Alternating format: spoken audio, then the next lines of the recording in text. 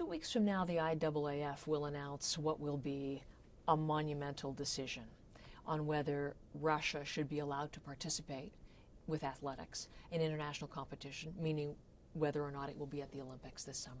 What do you expect? It's really difficult to know. I mean, who can predict?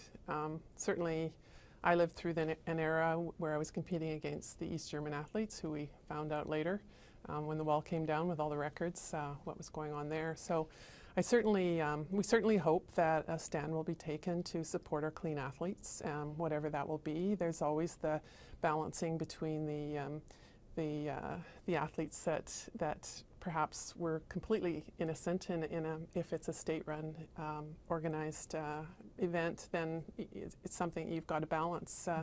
And certainly. So when you say that, we hope they'll take a stand in favor of clean athletes. Yes. That would seem to indicate to me that there has to be an example made here. This has to be a show that this is really a significant issue, in that if there's no punishment, then the wrongdoing is just allowed to continue. The other thing is protecting athletes for the future in countries where maybe this has been an issue.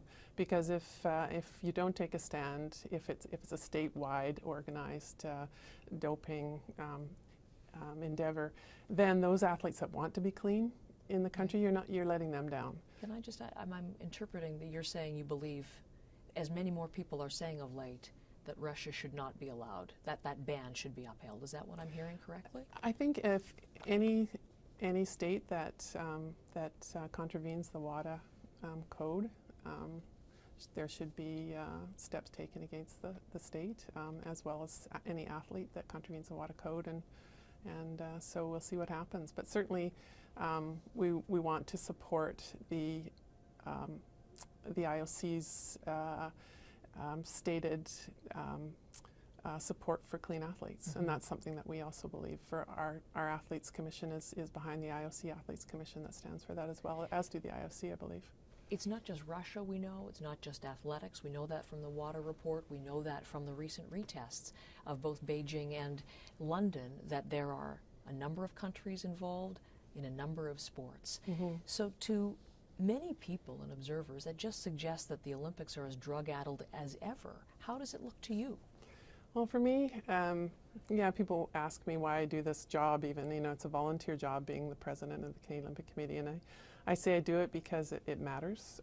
It's an important thing that makes a difference to our communities. It makes a difference to our youth. It makes a difference to our country. I saw the way our country changed after 2010. And there will always be people that try to cheat.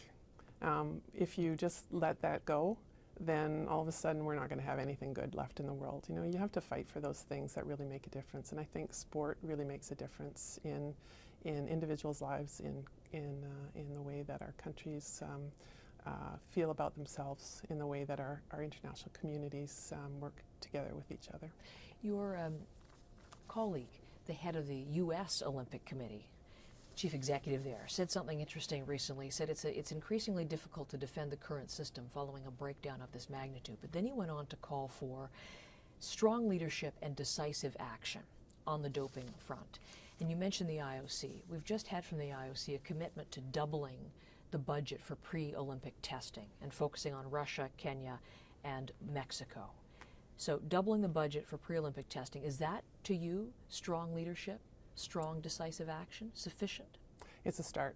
And they've also said that they're going to be meeting in mid-June, I understand, with the IFs, because the IFs the international federations have to take the first step on these positive doping tests, and then unless they happened at the Olympic Games, and then they're under the IOC.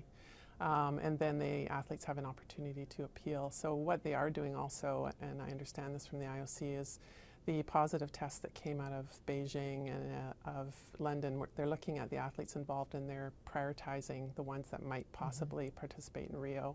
So they are taking steps to deal with the issues as quickly as possible before Rio. What will this all mean for Canadian athletes in Rio? Well, we don't know yet what it will mean. I think it'll mean a more fair playing field. Our athletes are tested regularly. They're part of a system through the Canadian Centre for Ethics in Sport where they're required to be available, tell them where they are at all times, so they can be tested out of competition on a regular basis. So we have a very strong and well operating drug testing system. So our athletes I think will be satisfied that they'll be playing on a more level playing field. And let me ask you finally, because the athletes themselves don't necessarily believe it fully, I think. We had Haley Wickenheiser as part of a report just the other day on CBC News, and she was saying to our reporter, Adrian Arsenault, that athletes are losing their faith in the IOC and WADA, that they will do their best to protect clean athletes of the world. So that's Haley Wickenheiser, the great Olympian and athlete. If you lose the athletes, you've lost this. Yeah, and that's why we have to fight to make sure that the right decisions are made. The stakes are very high and the time is short, but thank you for your time today. We'll look forward to seeing you in Rio. Thanks very much.